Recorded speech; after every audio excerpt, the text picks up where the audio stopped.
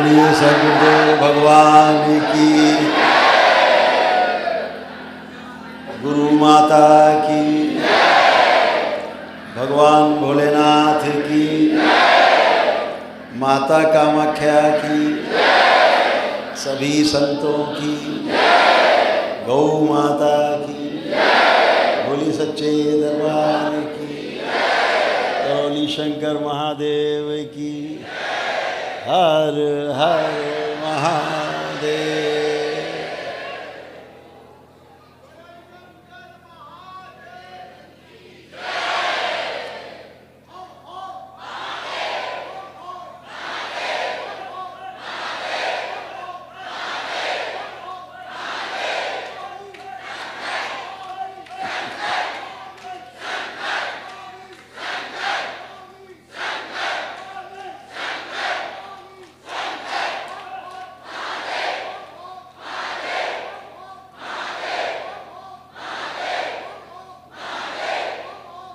बोलिए सदगुरुदेव भगवान की।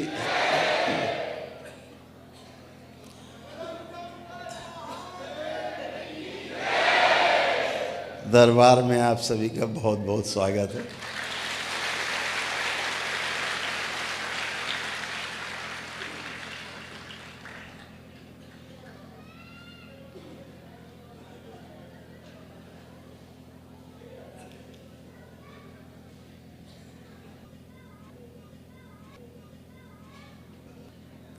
तंत्र दीक्षा में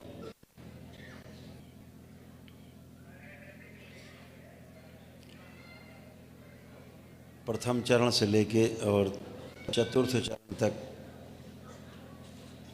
प्रवेश पा चुके सभी जिज्ञासियों को, बाबा के शिष्यों को बहुत बहुत शुभकामनाएं।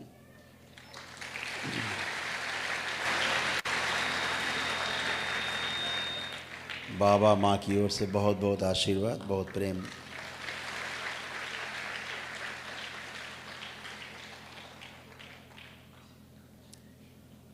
शिव और शक्ति के इस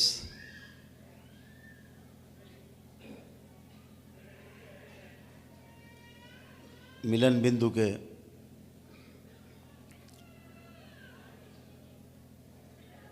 इस अद्भुत दरबार में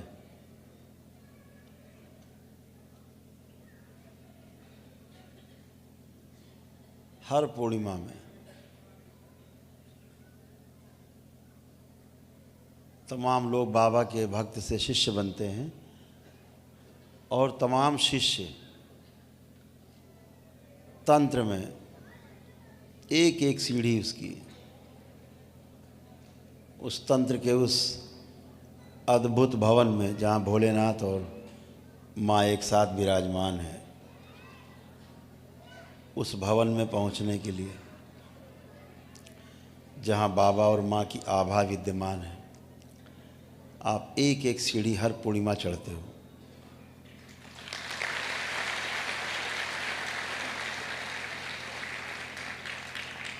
निश्चित रूप से एक दिन वो भी आएगा कि अभी तो आप शिव और शक्ति को महसूस करते हो, अनुभव करते हो, तो एक दिन वो भी आएगा जब अपने इस तीसरे नेत्र से उनके दर्शन भी कर पाएंगे।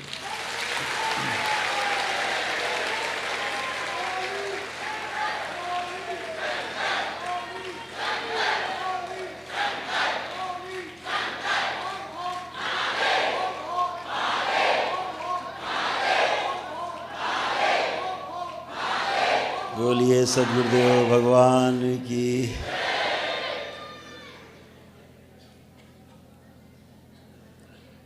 जीवन में कभी भी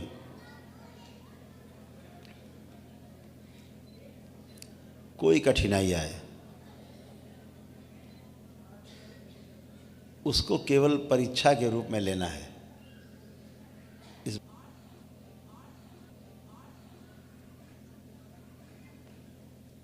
कठिनाई के रूप में लिया तो कठिनाई लगेगी, परीक्षा के रूप में लिया तो अपनी जिम्मेदारी जैसा महसूस होगा।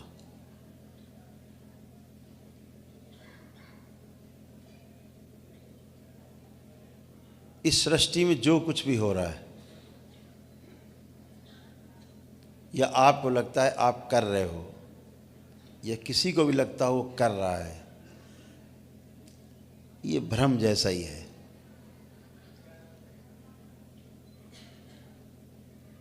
क्योंकि सब कुछ हो रहा है,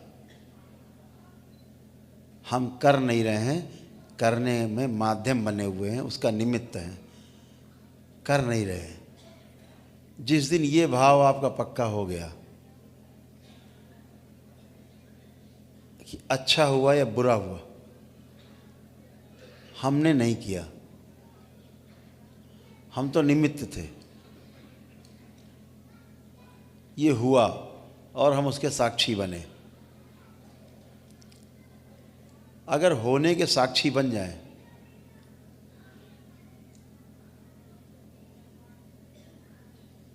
तो इसे ध्यान कहते हैं। और होने के साक्षी बनने का जो सिद्धांत है वो वर्तमान से निकलता है। हम वर्तमान में हैं,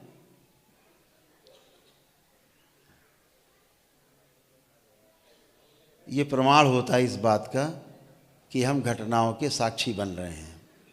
घटनाओं में अगर हम कुछ करते हुए दिखते हैं अपने को, हमें लगता हमने किया या हम ऐसा करेंगे तो ऐसा हो जाएगा, तो आप समझना या तो आप भूतकाल में हो और या फिर आप भविष्य काल में हो, वर्तमान में आप बिल्कुल भी नहीं हो। जिस दिन आपको लगे कि घटना जो घट रही है हम उस घटना के साथ साथ हैं, हमें जिम्मेदारी दी गई ईश्वर की तरफ से, हम उसको निभा रहे हैं, बस केवल साक्षी भाव है, केवल दृष्टा है, केवल हो रहा है उसमें शामिल है। जिस दिन ये भाव आ गया आप समझो ध्यान के लिए एकदम पक्के हो गए, मजबूत हो गए हो।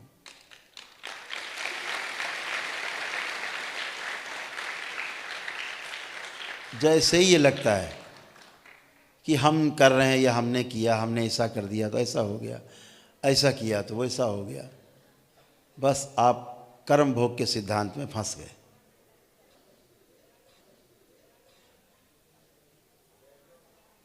कर्म भोग के सिद्धांत में फंसने का उपाय यही है कि आप जब ये सोचते हैं या ये भाव रखते हैं मैंने ये किया, मैंने वो किया, मैं नहीं करता तो ये नहीं होता, मैं नहीं करता तो वो नहीं होता, बस आप कर्म भोग के सिद्धांत में फंस गए और अच्छा या बुरा दोनों को आपको भोगना पड़ेगा। जिस दिन आपको ये हो जाए कि ईश्वर जो कर रहा है उसमें हम शामिल हैं, हर काम में मैंने नहीं किया, हम तो शामिल हैं, उस दिन आप कर्म भोग के सिद्धांत से बाहर हो जाते हैं। बहुत अद्भुत है। अगर अच्छे काम का श्रेय आप ले रहे हो तो बुरे का भी आपको श्रेय लेना पड़ेगा और दोनों ही भोगने पड़ेंगे आपको। अगर आपका ताला बंद है कर्म का कि हम कुछ कर ही नहीं रहे तो ना अच्छे का भोग ना बुरे का भोग। ईश्वर के पास और ईश्वर के साथ रहने का इससे अनुपम मौका दूसरा नहीं है कि हम इसमें उतर जाएं, साक्षी भाव में उतर जाएं, हम वर्तमान में जी जाएं, बस समझो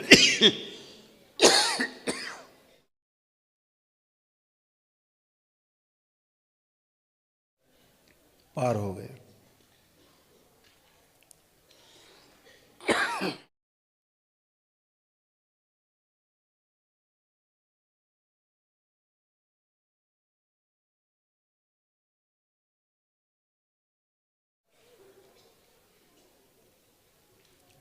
केवल साक्षी रहना है, दृष्टा बने रहना है।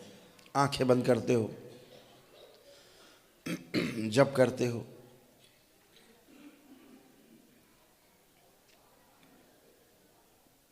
पूरा दरबार सक्रिय रहता है।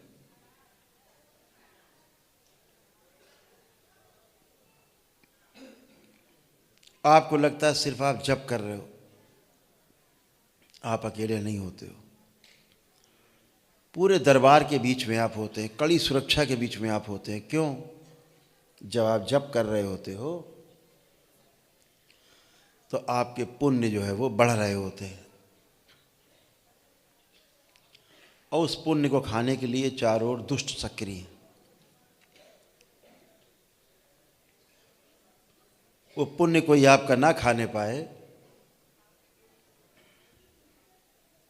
इसलिए दरबार सक्रिय रहता है। वो पुण्य आपके काम में आए, इसलिए दरबार सक्रिय रहता है। लेकिन दरबार तभी सक्रिय रहता है जब आपके अंदर ये भाव प्रबल होता है, कर रहे हैं, हम नहीं कर रहे, हम जो हो रहा है उसमें शामिल हैं,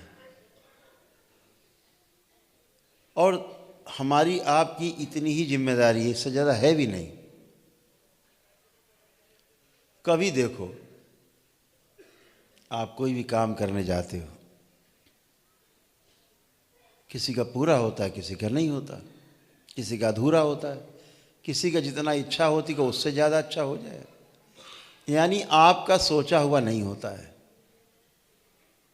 अर्थात आप जो प्रयास करते हो वो बिल्कुल नहीं होता है, वो होता है जो पहले से तय है।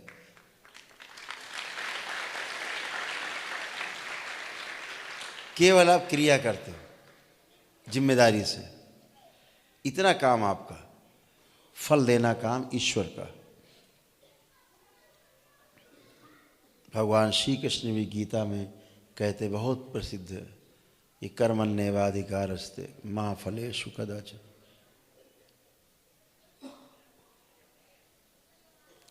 गीता पढ़ लीजिए, उतार लीजिए अपने आप में, गीता का एक एक श्लोक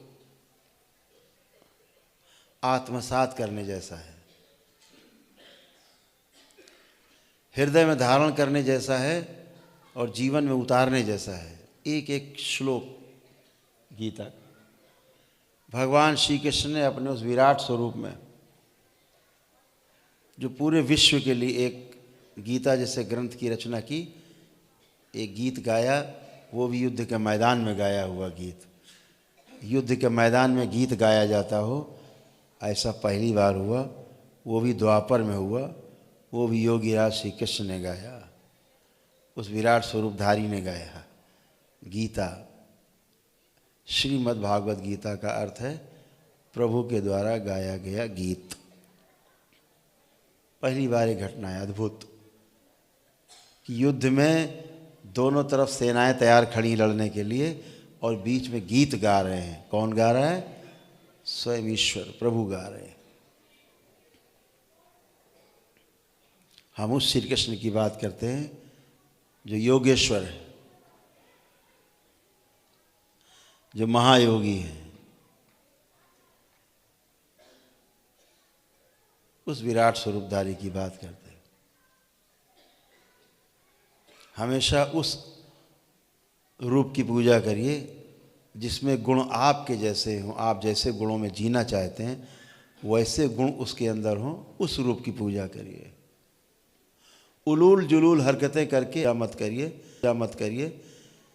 जिस तरह के रूप की पूजा करेंगे उसमें वही गुण होंगे, फिर आप में वही फलित होंगे।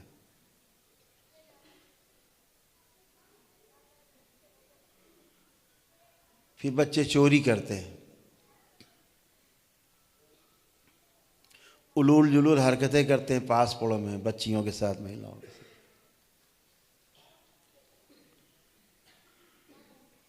इधर उधर हरकतें करना, चुगली करना, लड़ना, ये सब हरकतें आती हैं अगर आप तमाम गलत सलत रूपों की पूजना आराधना करते।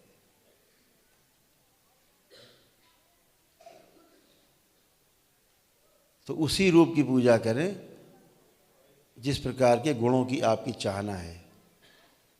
ध्यान रखो, इस पूरी सृष्टि में मेरे स्वयं के देखे कोई भी अपना शरीर नहीं चला रहा है।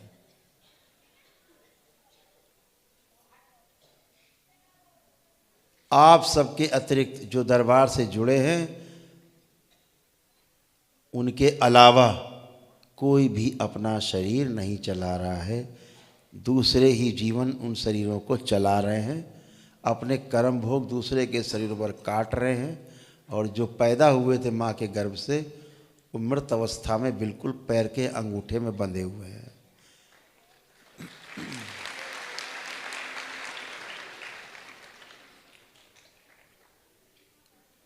बेहोशी में जी रहे हैं, जैसे आप कभी बेहोशी में जिए हैं, आज पूरे होश में हैं। आज ध्यान कर सकते हैं, साधना कर सकते हैं, पूजा कर सकते हैं, जप तप अनुष्ठान सब कर सकते हैं, पूरे पूरे होश में हैं। जो बेहोशी में रहने वाले लोग थे वो सब गए। बाहरी स्मृतियाँ इस शरीरों को चलाती हैं। अगर स्मृति आपसे हटा दी जाए, आपका शरीर मुर्दे की तरह पड़े रहेगा। अब ये स्मृतियाँ आवश्यक नहीं कि आपकी हों जो शरीर चला रही हैं, दूसरों की स्मृतियाँ शरीर चला रही हैं। इसीलिए सब उलूल जुलूल और उल्टा सीधा जी रहे। जब आप दरबार से जुड़ते हो तो दरबार आपकी तमाम गंदगी, जन्मों जन्मों की गंदगी को नष्ट करता है, पितरों को मुक्ति देता है, काल सर्प दोष काटता है, तमाम रोग और कष्ट काटता है, तमाम आपके कर्म भोग काटता है, वो जो आपके आगे होते हैं जिनके कारण कष्ट हो रहे होते हैं।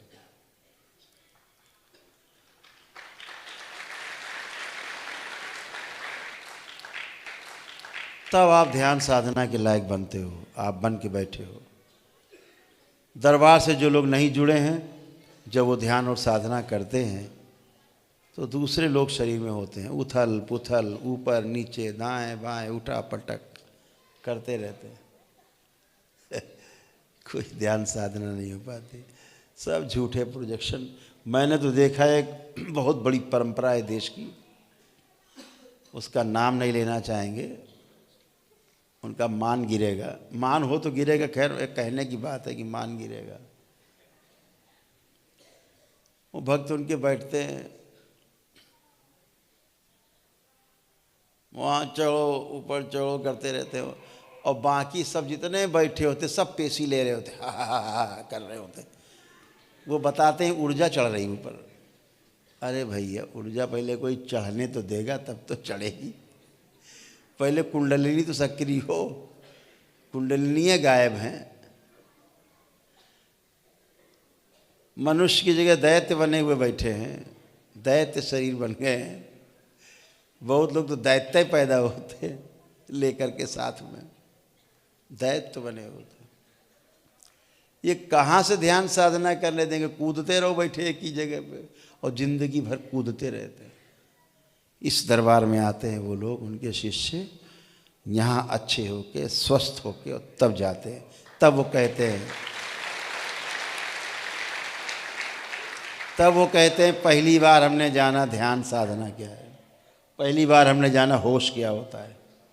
बेहोशी पूरा परिवार, और नाभि के पास से सड़ रहे हैं सब, पूरी परंपरा में नाभि से नीचे सब सड़े जा रहे हैं।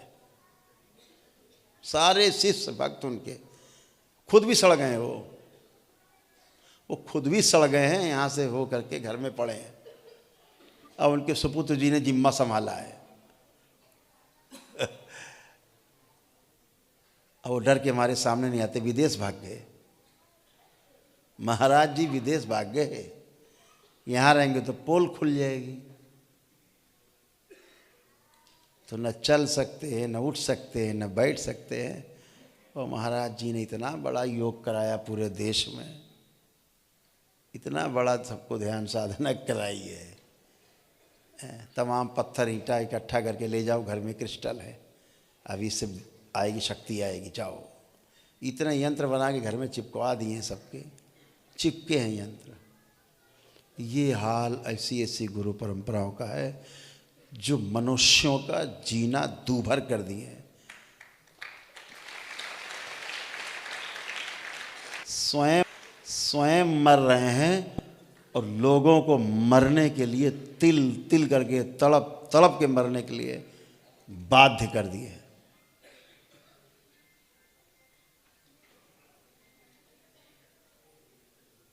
शिव के नाम का इतना दुरुपयोग इस पृथ्वी पे हम पहली बार देख रहे हैं। माँ कहाँ से होगी वहाँ जहाँ शिव के नाम का दुरुपयोग होता हो?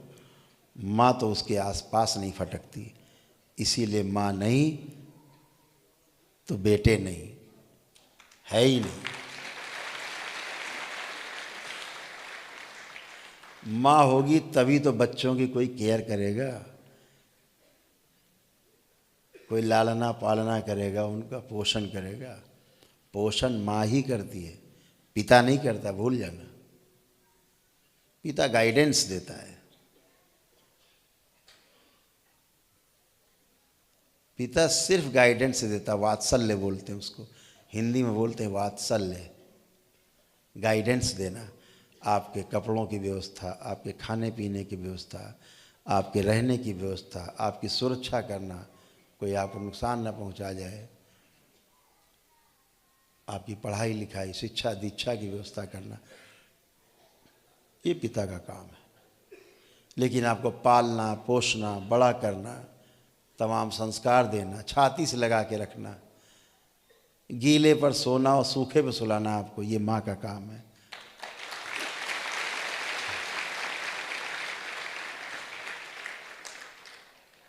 पिता आपको सूखे पे सुला तो सकता है गीले से उठा के, लेकिन आपके द्वारा गीले किए गए पे सो नहीं सकता। ये सिर्फ माँ कर सकती है।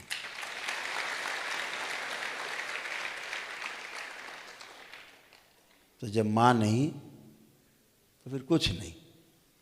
इसलिए ध्यान और साधना के लिए शिव और शक्ति का एक साथ होना जरूरी आवश्यक, क्योंकि आप सभी के अंदर शिव और शक्ति दोनों के अंश विद्यमान हैं, सभी में हैं। केवल उसको सक्रिय होना भर है, केवल सक्रिय होना है।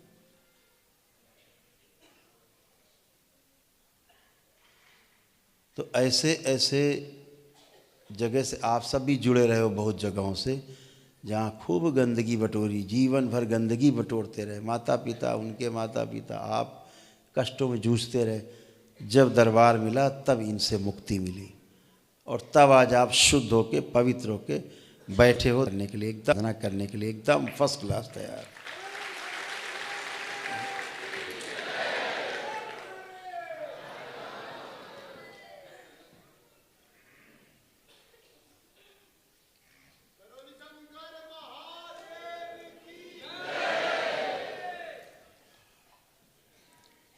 तो ध्यान रखें कि जो कुछ भी इस पूरी सृष्टि में है, व्यवस्था में है, लेकिन ऐसा भी बहुत कुछ है कि उस व्यवस्था को बनाए रखने के लिए तमाम अव्यवस्थाएं भी बाहर हैं। अगर आप व्यवस्था को छोड़ करके अव्यवस्था में गए, आपको उसका कष्ट भोगना पड़ता है। जैसे अभी आप इस हॉल में शिव शक्ति दरबार में बैठे, अभी आपको ठंड वंड कुछ कम लग रही होगी। अभी या बाहर चले जाओ मैदान में, जरा थोड़ा और आगे बढ़ जाओ, जम्मू कश्मीर, कश्मीर चले जाओ इसी मौसम में। थोड़ा और आगे बढ़ जाओ उधर उस तरफ, लद्दाख अद्दाख की तरफ, लेह लद्दाख, पहुँचते पहुँचते जम जाओगे बीच में। तो व्यवस्था से बाहर गए, कपड़े पहन रखे हैं आपने, हमारी तरह अगर हो गए तो पता लगे ठंडे अंडे हो जाओगे।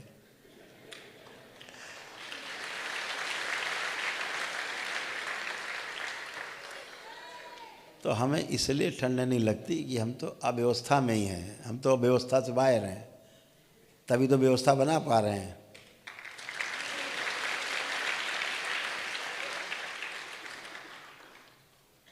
व्यवस्था के अंदर रह करके व्यवस्था बनाना कठिन काम है।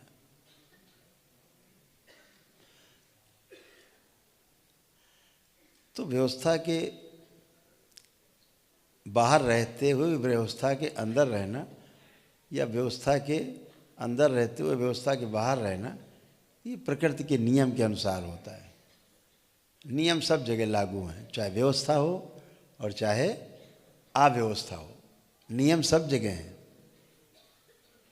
कैसा नियम है हम बताते हैं आपको, आपका ध्यान उस तरफ ले जाते हैं।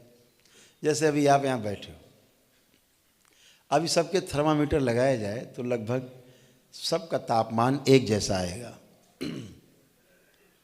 और अभी मान लिया जाए इस समय जो तापमान होगा, बाहरी तापमान क्या होगा, 10-12 डिग्री है? लगभग बता रहे हैं 12 डिग्री के आसपास है।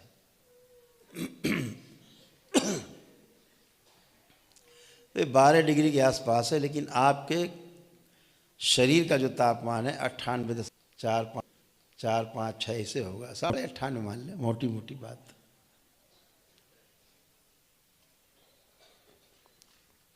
अभी आप चले जाओ कश्मीर,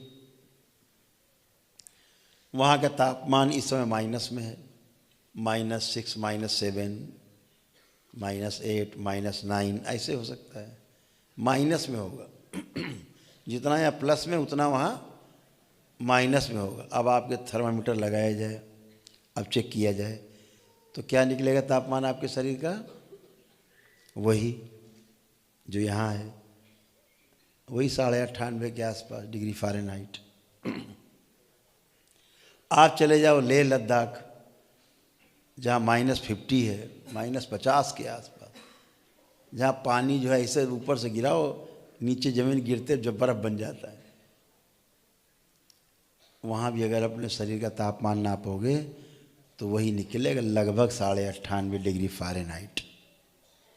यानी आपके शरीर का जो तापमान है वो नहीं बदल रहा है।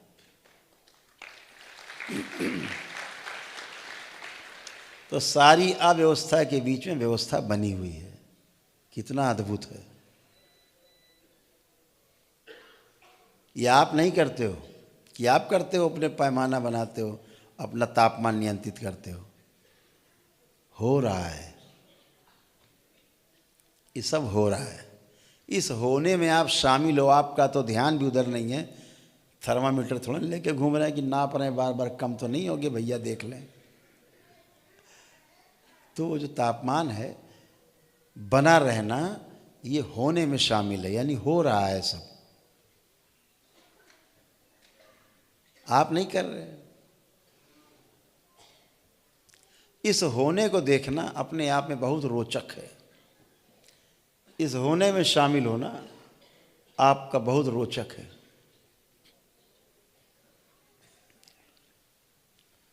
हरि हरि।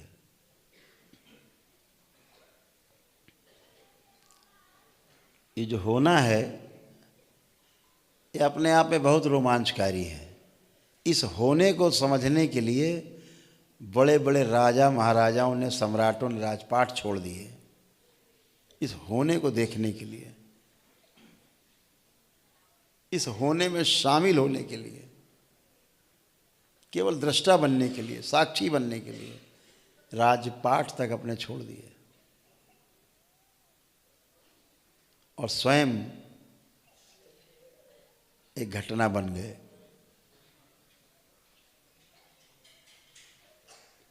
बड़े बड़े राजा महाराजा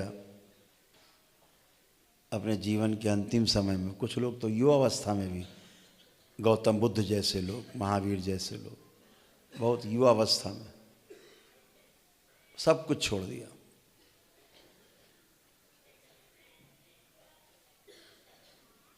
होश में रहना है।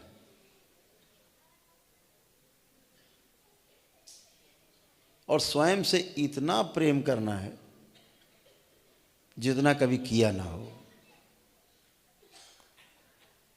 बहुत प्रेम करना है अपने आप से। सुबह उठना है तो अपने आप को आलिंगन करो, स्वयं को आलिंगन करो, अपने आप को आलिंगन करो, प्रेम से अपने आप को देखो, अपने शरीर को देखो। ईश्वर ने कितनी अनुपम कृति गढ़ी है, कैसा एक एक कण कण आपके शरीर का कैसा गढ़ा है, उसको बार बार धन्यवाद दो सुबह उठ के कि आपने हमें ऐसा बनाया।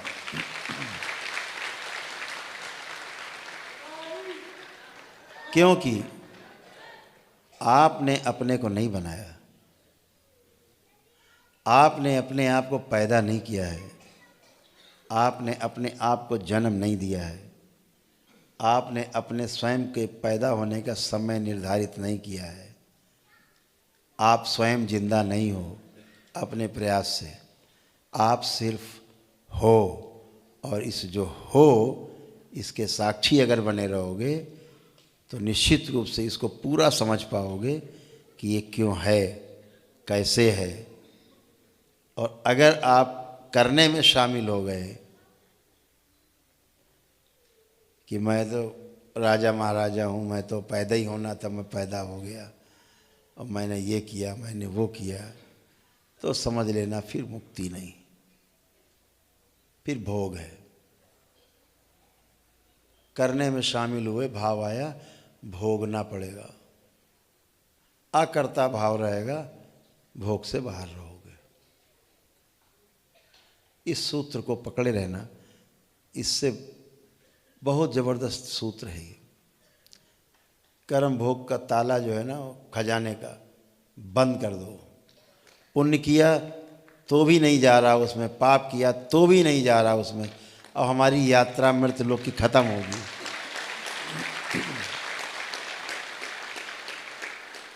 अब ना हमें पुण्य का कोई भाग नहीं चाहिए, पुण्य का कोई भोग नहीं चाहिए, नहीं फिर आना पड़ेगा इसी जन्म लेने के लिए।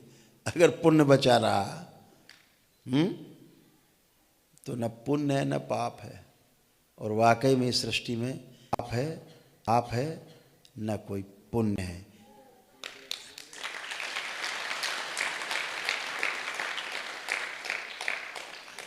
हमारे मान लेने मात्र से पाप और पुण्य की परिभाषा हमारे सामने बन जाती है, दृष्टांत बन जाता है। फिर हम मान लेते, अरे चींटी मर गई, पाप हो गया, क्योंकि पहले से पढ़ा है सॉफ्टवेयर में कि नीचे कुछ दब गया, मर गया तो पाप हो गया।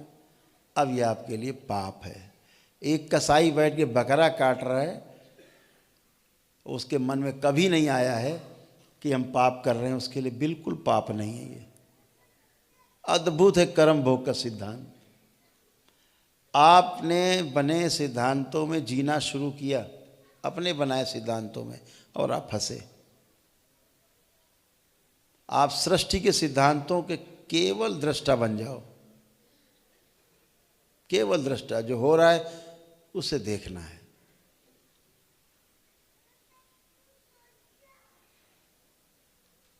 सिर्फ देखना है,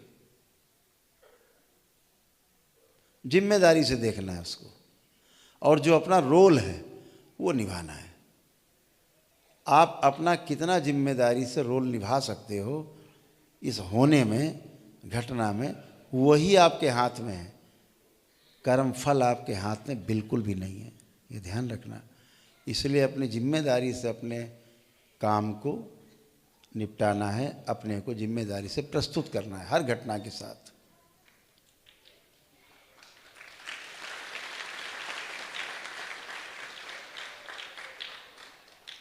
मेरी बात आपको धीरे धीरे समझ में आएगी, जैसे जैसे आगे बढ़ते जाएंगे, जैसे जैसे ज्ञान के चक्षु खुलेंगे, वैसे वैसे आपको मेरी बात धीरे धीरे समझ में आने लगेगी। महापुरुषों के बहुत दृष्टांत हैं, बहुत सारे दृष्टांत। कर्म भोग के ऊपर लोग उलझे हुए हैं, बहस कर रहे हैं। आवश्यकता नहीं है। जितना बहस करोगे उतना फंसोगे, जितना सिद्धांतों और बहस करोगे उतना फंसोगे। अरे सामने भाई रसगुल्ले रखे, अब ये हल्दीराम के यहाँ से आया है कि वो तोताराम के यहाँ से आया है, इससे क्या लेना देना है। सामने रखा, उठाइए, स्वाद लीजिए, अच्छा नहीं हो तो छोड़ दीजिए, अच्छा हो तो आनंद लीजिए, बात खत्म हो गई। क्या है तमाम पढ़े हैं भाषणबाजी में, उसमें अनुभव कीजिए, केवल अनुभव। अच्छे बुरा लीजिए, बुरा लग रहा है छोड़ दीजिए, जो आपको बुरा लग रहा हो छोड़ दीजिए। जो आपको बुरा लग रहा हो सकता है दूसरे के लिए अच्छा हो, उसको लेने दीजिए, आप छोड़ दीजिए उसको। जो आपको अच्छा लग रहा है उसको ग्रहण करिए। सृष्टि में आप जिस तंत्र में आप एक एक सीढ़ी चढ़ रहे हो, तंत्र कोई दर्शन नहीं है कि कोई दर्शन की तरह आप कोई फिलॉसफर की तरह फिलॉसफी की तरह आपको समझाएगा पढ़ाएगा, जो आजकल का ट्रेंड चल गया है फिलॉसफी। तंत्र विज्ञान है, अति सूक्ष्म विज्ञान, सूक्ष्मतम विज्ञान भगवान शिव के द्वारा दिया गया इस सृष्टि को अनुपम वरदान है ये तंत्र।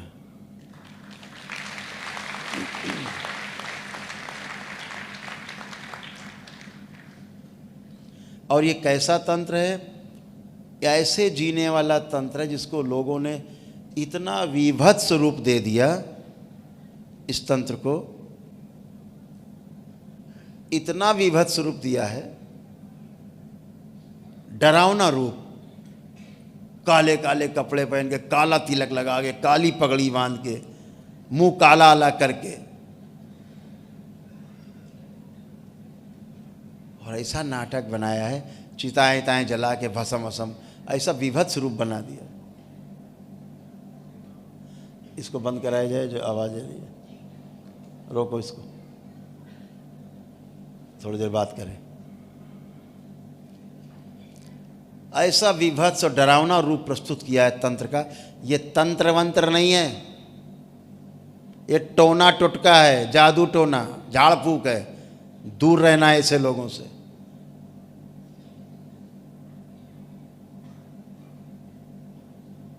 अच्छा करने के लिए नहीं है ये, इन्हें बुरा ही करना है सबका। तंत्र एक व्यवस्था है, तंत्र बुरा करने के लिए नहीं, तंत्र सबका अच्छा करने के लिए वो व्यवस्था है। सब कोई अच्छा रहे वो व्यवस्था करना, वो तंत्र में आता है। क्योंकि तंत्र एक विशुद्धतम विज्ञान है। मोबाइल आपका नुकसान नहीं कर रहा, ये छत पड़ी हुई आपका नुकसान नहीं कर रही, वैज्ञानिक तरीके से पड़ी हुई। आपको पता है लोहे का इस्तेमाल, सरिया का इस्तेमाल, सीमेंट का, गिट्टी मोरंग का इस्तेमाल हुआ है। वैज्ञानिक विधि है कि इतना रहेगा, इतना पिलर, इतनी दूरी, ये छत नहीं गिरेगी। एकदम आनंद बैठे, आपके ध्यान में भी नहीं आ रहा है ऐसा ना हो ये छत गिर जाए, क्योंकि आपको विश्वास है कि छत नहीं गिरेगी। जरूर वैज्ञानिकों ने बनाया है, वैज्ञानिक तरीके से बनी है, आपको विश्वास है। आप घर में पंखा सिर के ऊपर चल रहा होता, कभी एक क्षण में नहीं आता कि गिर न जाए ऊपर, क्योंकि आपको विश्वास है नहीं गिरेगा, ये वैज्ञानिक तरीके से बना है। ऐसे ही तंत्र है। तंत्र एक विशुद्धतम विज्ञान है। और कैसा विज्ञान है? भगवान शिव माँ पार्वती को अपनी जंघा पे बिठा करके और तंत्र का उपदेश दे रहे हैं। ऐसे प्रेम के क्षण में तंत्र की व्याख्या कर रहे हैं। ऐसे प्रेम के विशुद्धतम क्षण में तंत्र प्रेम में ही जीवित है। जहाँ घृणा है, नफरत है, चिढ़ है, वहाँ तंत्र नहीं, वहाँ अव्यवस्था है, वहाँ टोना टोटका है, जादू टोना है, झाड़ फूक है, उससे दूर रहना है। तो तंत्र ऐसे ही जिया जा सकता है, प्रेम के साथ। जैसे भगवान शिव उपदेश दे रहे हैं, व्याख्या कर रहे हैं तंत्र की, एक 112 विधियों की जो अलग अलग व्याख्या कर रहे हैं माँ पार्वती से, सप्तऋषियों को उसको ज्ञान दे रहे हैं। वो प्रेम के क्षण है। तंत्र ऐसे ही फैलाया जा सकता है। इसीलिए पहली बार इस कलयुग में गृहस्थ लोग तंत्र विद्या का सफलतापूर्वक अपने में आत्मसात कर पा रहे हैं। आप लोगों के माध्यम से तंत्र फल फूल रहा है। नहीं, ये तंत्र की साधना के लिए आपको शमशान जाना पड़ता पहले, सीधे डायरेक्ट। हो सकता है कोई पकड़ के आपको कोई लाश आस के ऊपर बिठा देता, बैठो पहले आंख बंद करके, पहले बैठो, देखो डर ना लगे पहले। तो वो एक विधि थी कि लाश के ऊपर बैठना है, मिट्टी है, जिंदा मुर्दा एक समान, एक व्यवस्था थी वो। समझाने का, शिक्षा देने का। कोई लाश के ऊपर बैठ के साधना करने से कुछ नहीं हो जाता, उसमें वो एक व्यवस्था है कि भय खत्म हो। तो दरबार तो यहाँ मृत्यु का भय ऐसे खत्म कर देता है। काहे की लाश, काहे लाश पे बैठना भैया, अब तो माफ़ करो, बेचारा मर गया वो, अब काहे लदे बैठो इसके ऊपर। तो दरबार ने पहली बार ये निकाला कि कोई भी गृहस्थ जिसके अंदर आगन और लगन दोनों है, वो तंत्र को समझ सकता, उसका सदुपयोग कर सकता है अपने गृहस्थ जीवन में रहते हुए भी। जो दरबार ने आपके बीच में सफलतम प्रयोग किए हैं और आप कर पा रहे हैं, आप भी स्वस्थ हैं, परिवार भी स्वस्थ है।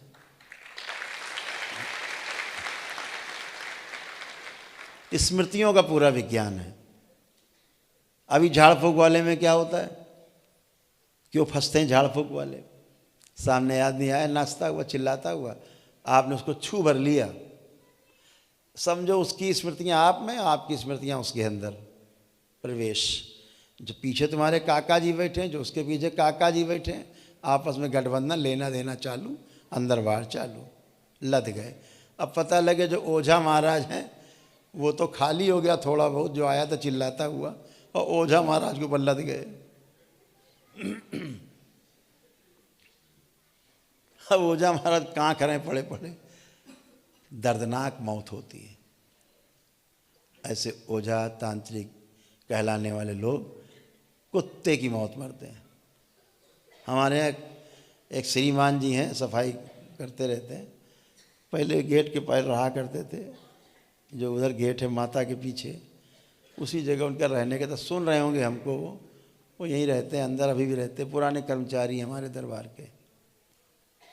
हम जो अपने कच्छ में हुआ करते थे सुबह, है ये बैठे हैं महाराज, इन्हीं के गांव के हैं, इन्होंने रखवाया था कि ये अच्छा सफाई भाई कर लेते हैं, रहो भैया। तो पता नहीं हो जो कोई आ जाए गुरु मिलना, अच्छा काहे के लिए, अरे बहुत कष्ट है हमारे लोग के पेशी आ रही, अरे इधर लाओ, हम ही कर दे रहे हैं। कंडा अंडा जला के तुरंत ला के, और ये वो, और उसके सामने हमने तो एक बार सुना छुप के, वो कह रहे हैं कि माई का दूध पिया हो तो ये है जाने क्या क्या,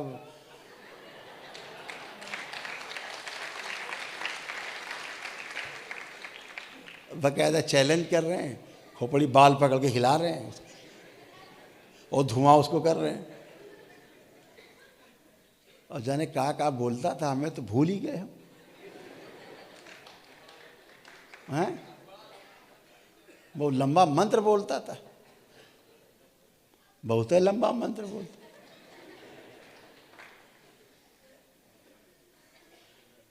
एक दिन हमारे दरवाजे के बाहर बैठे, सवेरे 7 बजे, हम कच्छ में थे, हमको सूचना मिली कि फलाने लाल जो हैं, उनका नाम नहीं लेने पूरा, आखिरी में लाल है, दरवाजे के बाहर। हमसे कहा गुरुदेव वो तड़प रहा है, रो रहा है, चिल्ला रहा है। हमने कहा क्या हो गया, फिर पता नहीं, तो देखा दरबार ने कहा मरने दो इसको थोड़ी देर पहले, आज ये रोज नाटक करता। बल्लम बाहर निकले, जब पूछा क्या होगा, अरे मर जाए, मर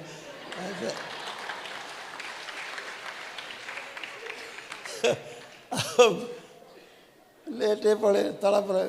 हमने उठो, हम नहीं उठ पाएंगे। हमने पूछा क्या किया, तो बिहार से कोई आया था, उसमें कुछ गंदगी थी खतरनाक, इन्होंने बाल पकड़ लिए, वो बाले के द्वारा हाथ पे चढ़ के ऊपर चढ़ गया।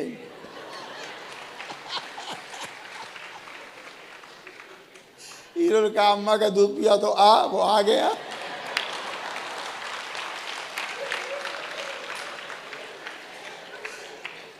पुराना रहा होगा, अम्मा के दूध पी के बड़े हुआ होगा।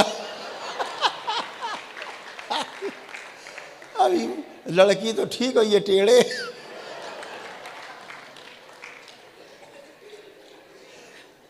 आज के बाद से अगर किया तो नहीं निकालेंगे, दोबारा ध्यान रखना। हटाया तब वो खड़े हुए, लेकिन हरकतें नहीं बंद हुई। तो हमने एक दिन कहा, ये बैठे हैं गिरीश जी, ये भी थे, स्वामी जी हैं या नहीं, मौली बाबा वो भी थे। तो जो माता का मंदिर है तब यहाँ एक लॉन हुआ करता था। तो हमें थोड़ी सी शरारत सूझी। हमने ऐसा करो लाल, जरा त्रिशूल पकड़ लो तुम। लाल ने त्रिशूल पकड़ लिया,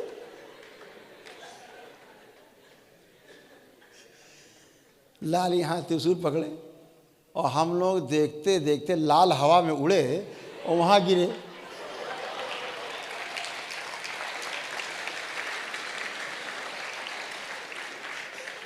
है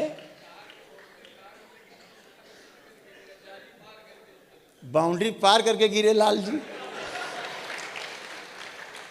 हवा में उछल के। हमने कहाँ गया,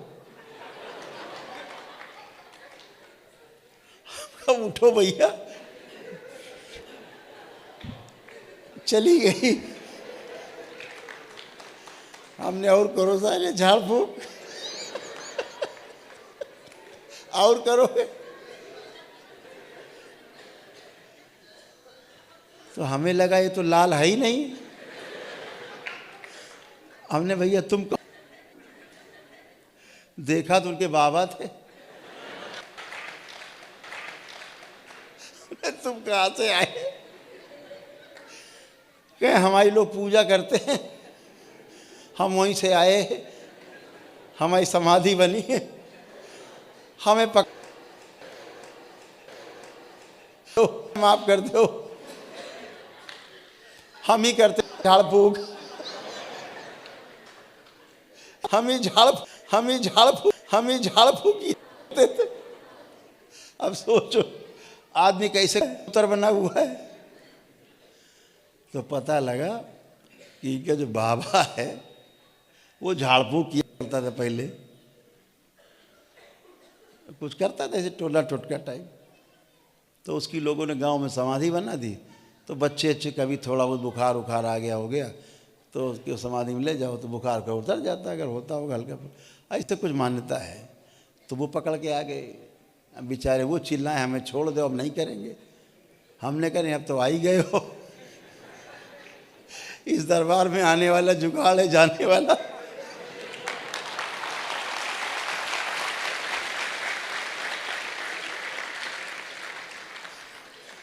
तो उन्हें मुक्ति दी, तब से उनकी झाड़ फूक बंद हुई। ऐसे लोग करते रहे। अद्भुत है, आपके शरीरों का दुरुपयोग ये करते हैं सब जीवन।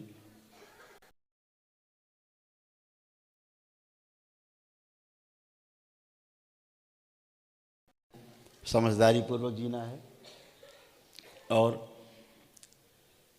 दरबार के जो छोटे छोटे नियम बताए जाते हैं उनका पालन करना है, बस। और क्या है, अपना जप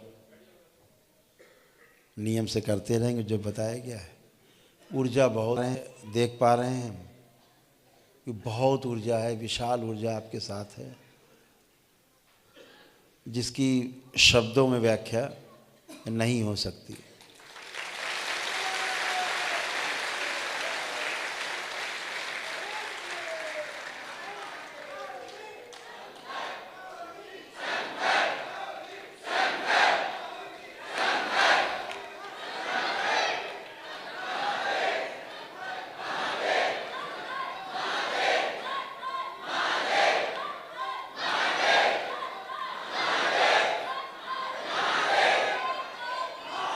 बोलिए सद्गुरुदेव भगवान की।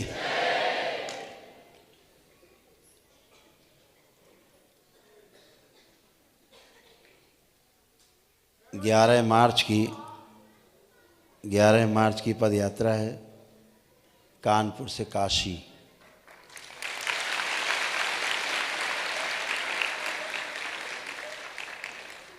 और इस बार का जो सम्मेलन है, महासम्मेलन, जो वर्ष में 4 बार होते हैं।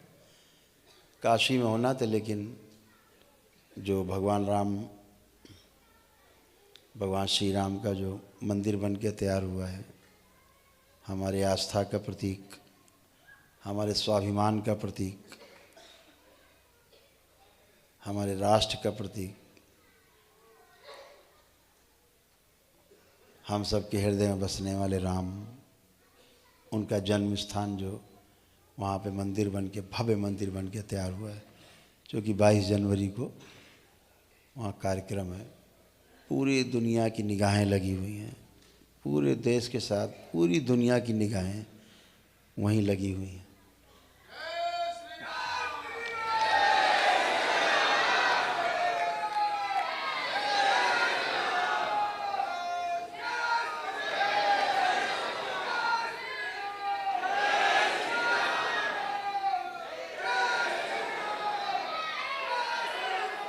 तो इसीलिए वो कार्यक्रम वहाँ का स्थगित करना पड़ा। थोड़ा दूर था, व्यवस्था में भी समय लगता, बच्चों को उधर भी जाना है,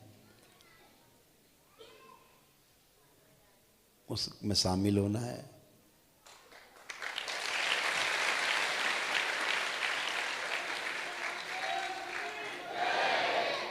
इसलिए वो कार्यक्रम वहाँ न रखते हुए यही कानपुर में ही हम लोग महासम्मेलन कानपुर में,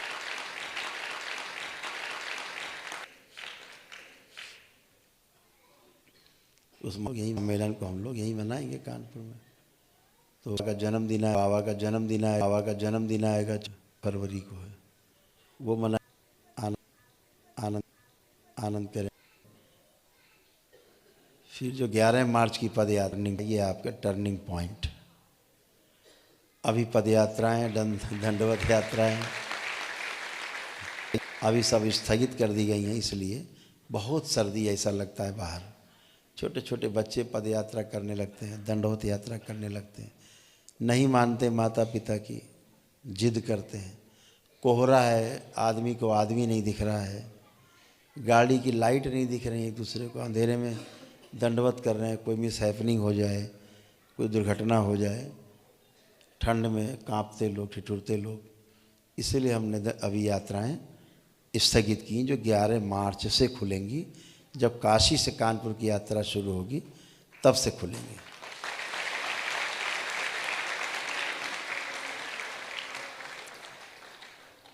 तो उसमें आप सभी आमंत्रित हैं।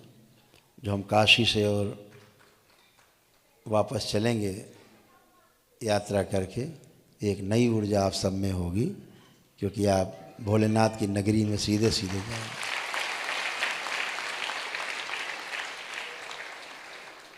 अनुमान है कि यहाँ पर हम लोग 15 से 20 हज़ार लोग कम से कम पद यात्रा करेंगे।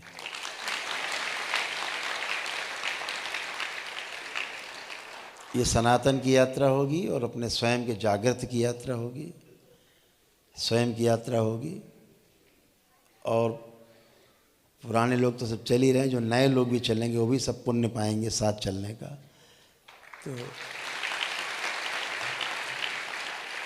तो इसी बहाने उनकी भी यात्रा हो जाएगी। उस यात्रा में हम लोग सनातन की जो शक्ति है, मूक रूप से उसको प्रदर्शित करेंगे। आपकी उपस्थिति आपकी शक्ति है।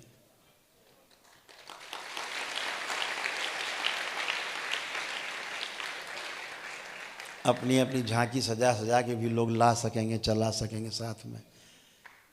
ठेले में बनाई, ठेलिया में बनाई, छोटे से वाहन में बनाई, अपने अपने जय जयकार करते हुए सब लोग भोलेनाथ की जय जयकार करते हुए, माता की जय जयकार करते हुए। और हम लोग कानपुर से बहुत ही अद्भुत।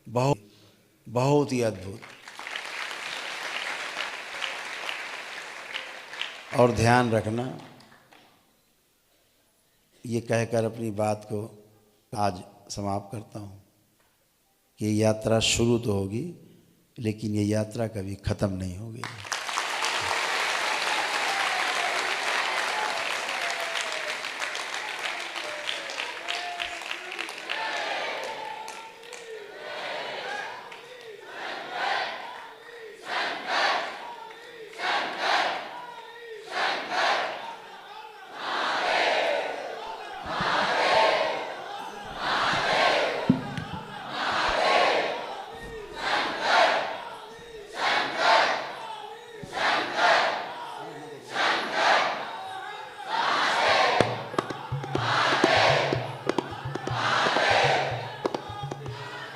बोलिए सद्गुरुदेव भगवान की जय। तो ये यात्रा समाप्त नहीं होगी, यात्रा शुरू होगी और ये यात्रा इस जीवन यात्रा के अंतिम सांस तक चलती रहेगी और तब तक चलती रहेगी जब तक दरबार आप सबको 84 लाख योनियों के बंधन से मुक्त नहीं कराए।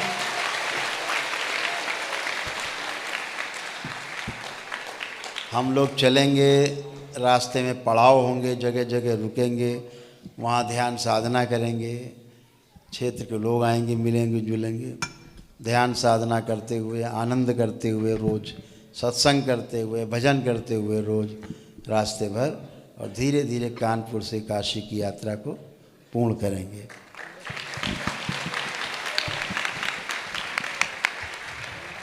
और इस यात्रा में नंदी हमारे साथ सबसे आगे होंगे जो रास्ता दिखाएंगे।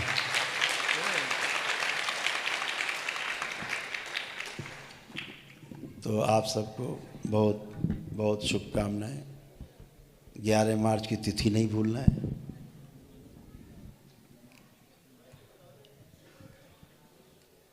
कुछ बसें वगैरह भी रहेंगी, गाड़ियाँ रहेंगी। अगर छोटे बच्चे हैं तो उनको उसमें बिठा भी जा सकता है। बच्चे नहीं बैठते जबकि यात्रा में, वो सबसे आगे भागते हैं।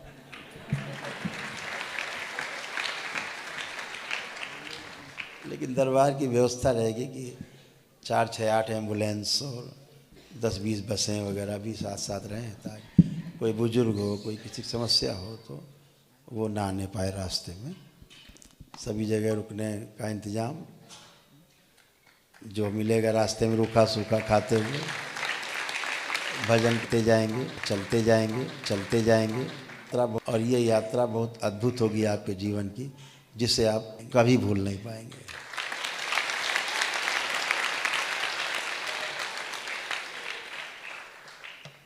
तो भोलेनाथ की नगरी में जब पहुँचेंगे हम लोग यात्रा करके, एक यात्रा और प्रस्तावित है, उसके बाद वो बाद में घोषणा करेंगे। उसकी घोषणा काशी में ही होगी, अगली यात्रा की।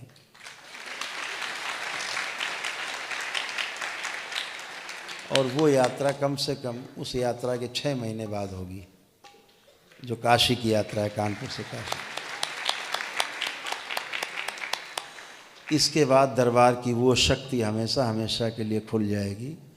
जैसे ही बाबा का जन्मदिन आएगा अगला, जिसकी बहुत दिनों से प्रतीक्षा है, तो बाबा का ये जन्मदिन आएगा 14 फरवरी को। इसके बाद जब अगला जन्मदिन आएगा, महापद यात्रा जो है उसके बाद वाला, जो बाबा का जन्मदिन आएगा 2025 में। अभी 2024 का आने वाला है, 2 महीने बाद बाबा का जन्मदिन, वो 2025 में जो आएगा, यानी 1 वर्ष लगभग है। तो वह बहुप्रतीक्षित शक्ति खुल जाएगी। लोग पद यात्रा करके आएंगे, दंडवत यात्रा करके आएंगे, उनके कष्ट और रोग अपने आप समाप्त हो जाया करेंगे इस स्थान पर।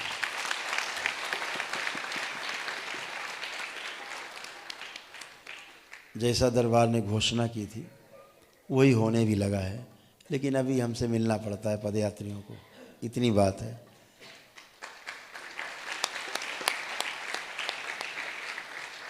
उन्हें पुण्य देना पड़ता है, फिर तो पुण्य अपने आप ही मिल जाया करेंगे।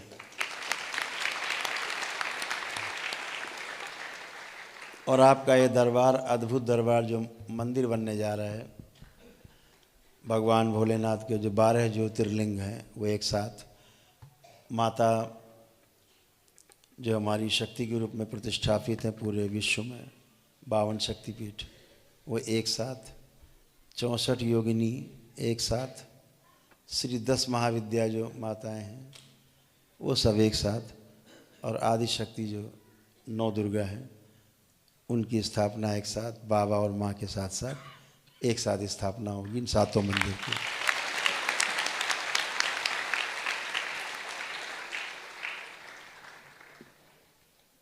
वो ऐसे पुण्य होंगे यहाँ की यात्रा करके आने पर, जैसे अब चारों धाम की यात्रा कर आए हैं, ऐसे पुण्य आते हैं।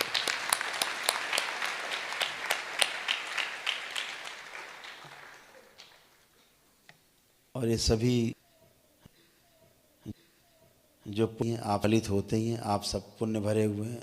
दरबार ने आप सबको पुण्य ये अलग करके पुण्य दे दिया सबको। सबके पास एक दिवसीय हवन के पुण्य व्यक्तिगत आप सबके पास।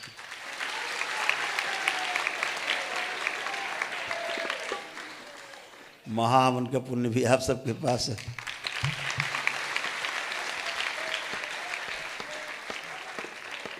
दीक्षा का अपना महत्व है। कहते नहीं शिक्षा और दीक्षा दो चीज़ें। शिक्षा का अर्थ है जो सीखा जाए, दीक्षा का अर्थ है जो सीखा है उसका अनुभव किया जाए। शिक्षा आचार्य देते हैं, दीक्षा गुरु देते हैं। पूर्ण गुरु जैसे बाबा जिन्होंने आपको दीक्षा दी।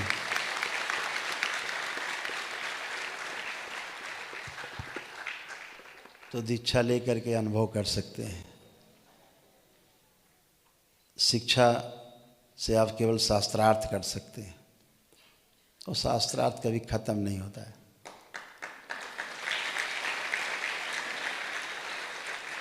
और जब अनुभव हो जाता है दोनों आदमी को, सामने वाले को, तो शास्त्रार्थ समाप्त हो जाता है।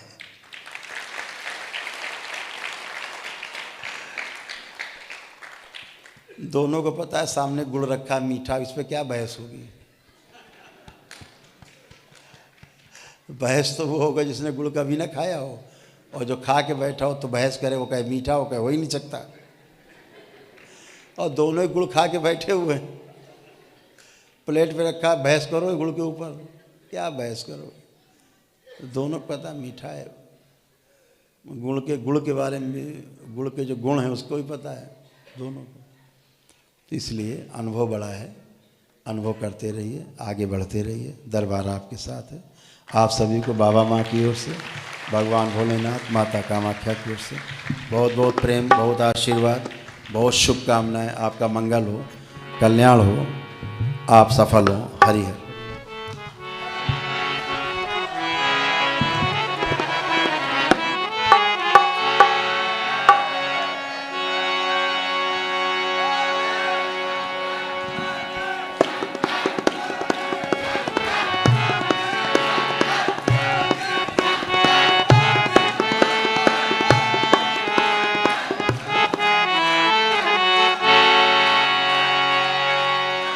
महादेव शंभो, महादेव शंभो, महादेव शंभो, महादेव शंभो। शिव शिव शिव शंभो, महादेव शंभो। शिव शिव शिव शंभो, महादेव शंभो।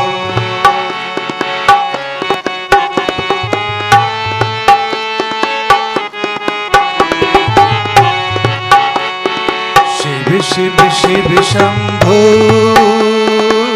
महादेव शंभो। शिव शिव शिव शंभो,